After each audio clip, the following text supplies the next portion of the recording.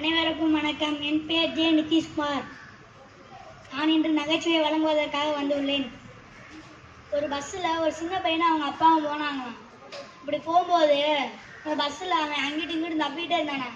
அவங்க அப்பா சொன்னார், டேய் அமைதியாக ஒரு இடத்துல உட்காரு, ஓங்கி அடிச்சா நான் மெட்ராஸ் போய் விழுந்துருவேன், கொஞ்சம் மெதுவாடிங்க, நான் திருச்சி வரைய போகிறேன். டேய் சின்ன பையனுக்கு சொன்னான்டா. இதே மாதிரி இன்னொரு சின்ன பையன் பஸ் ஸ்டாண்டில் திட்டு போயிட்டு இருந்தாங்க. அப்படி போகும்போது அவங்க அப்பா சொன்னாராம், போலீஸ்கார் பார்த்தா பிடிச்சிட்டு போயிடுவாரா, அது சும்மா தானே போகுது, அவள் பிடிச்சா அப்படி ஏய் ஒன்றை பிடிச்சி ஜெயிலில் போட்டுருவாங்கடா, சின்ன பையிட்ட பேசவே முடியாது.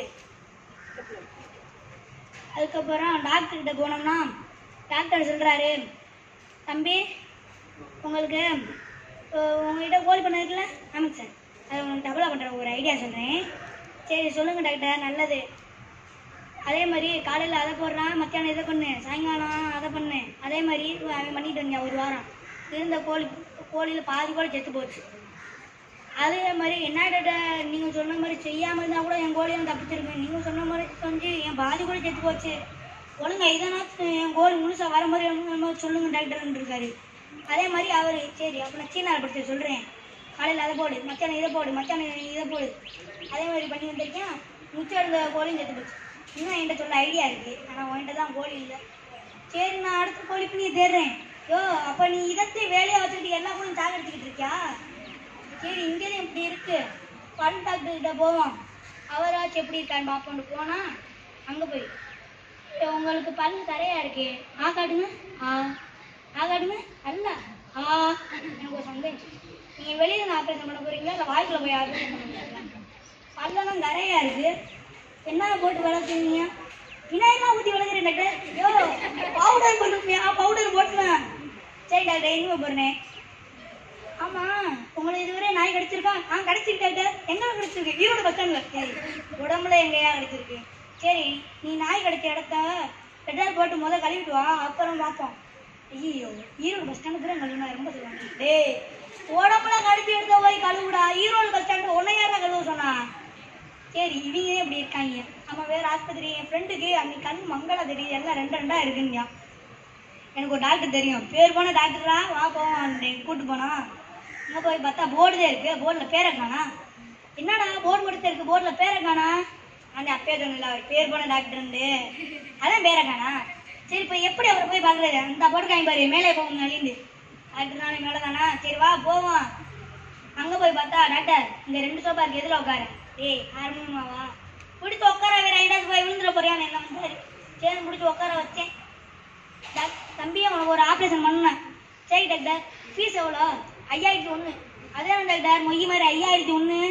5000 ரூபா எனக்கு தம்பி, ஒரு ரூபா உன் நெத்தியில் வைக்க. ஐயோ ஆர்வம் எப்படி பயமுறுத்தாதியா, எனக்கே பயமா இருக்கு. சரி ஆஸ்பத்திரியோட பெருமையை கொஞ்சம் சொல்லுங்க. ஆஸ்பத்திரியோட பெருமை இங்கே எல்லா வசதியும் இருக்குடா, சுடிதார் கூட இருக்கு. டேய் நீ டாக்டரா இல்லை வேற எதுமா? எல்லாமே அவசரமாக பேசுகிற. சரி ஆப்ரேஷன் எவ்வளோ நடத்த முடியும்? செத்த நடத்த முடியும்? நான் எது நடத்தலையா? இப்படினே இருக்கு டாக்டர்னா. சரி இவங்க அப்படி சின்ன பையனை மட்டும் பேச ஜெயிக்காது எவனா அன்னி போட்டு ஏன்யா கேட்கிறேன் முடிஞ்சா பயிர். நம்ம டிவியை ரொம்ப நேரம் ஊற்றி பார்த்தோம்னா கண்ணில் இருந்து தண்ணி தண்ணியாக வருது. அதே மாதிரி தண்ணியை ரொம்ப நேரம் ஊற்றி பார்த்தா கண்ணில் இருந்து டிவி ஆகுமா? டேய் போய் வேற யாருக்காச்சும் போய் கேள்றான். இதுக்கு உங்க யாருக்காச்சும் பதில் தெரியுமா? எவனுமே தெரியல, அப்புறம் எப்படி உங்களுக்கு தெரியும்? சரி இவன் எப்படி இருக்கான்? இன்னொருத்தன் என்கிட்ட வந்து கேட்டான், பொண்ணு வீட்டுக்காரங்களாம் ஒரு கல்யாணத்துக்கு பொண்ணு வீட்டுக்காரங்களாம் கையில் பண்ணு கொண்டு போனாங்களாம். ஏன்னா பொண்ணு ஜாம்ஜாம்னு இருக்குமா, அதுக்காக பண்ணு கொண்டு போயிருக்காங்க. மாப்பிள்ளை வீட்டுக்காரங்களாம் பைனாகுலர் கொண்டு போனாங்களாம். எதுக்குடான்னு கேட்டா, ஏன்னா தூரத்து சொந்தம் வருவாங்க, அவங்களெல்லாம் பைனாகுலரில் தானே பார்க்க முடியும், தூரத்து சொந்தம்ல தூரமாக இருக்கும், அதனால கல்யாணத்துக்கு போகிறோம் ஈஸியாக கண்டுபிடிச்சிடலாம். செருப்பு போட்டு போவேன் அவனு இப்படி போட்டு போவேன் கண்டுபிடிச்சிடலாம் மாப்பிள்ளை வீட்டு சைடு. ஏன்னா ஆட்டியை போட்டுருவாங்கல்ல, அந்த கிழக்கில் உங்களுக்கு மேற்கில் போட்டு போவாங்க. இவங்க இப்படி இருக்காங்க. உங்ககிட்ட ஒரு கேள்வி கேட்குறேன், என்கிட்ட ஒருத்தன் கேட்டேன், அதைத்தான் உங்ககிட்ட கேட்குறேன். இப்போ தங்கத்தை உருக்கணும்னா தங்கமாக வருது, வெள்ளியை உருக்குனா வெள்ளி வருது. அப்போ சைக்கிள் செயினை உருக்கணும்னா சைக்கிள் வருமா? வருமா? எங்கே வரும்? அதுவே ஏதாச்சும் கடையில் தான் இருக்கும்.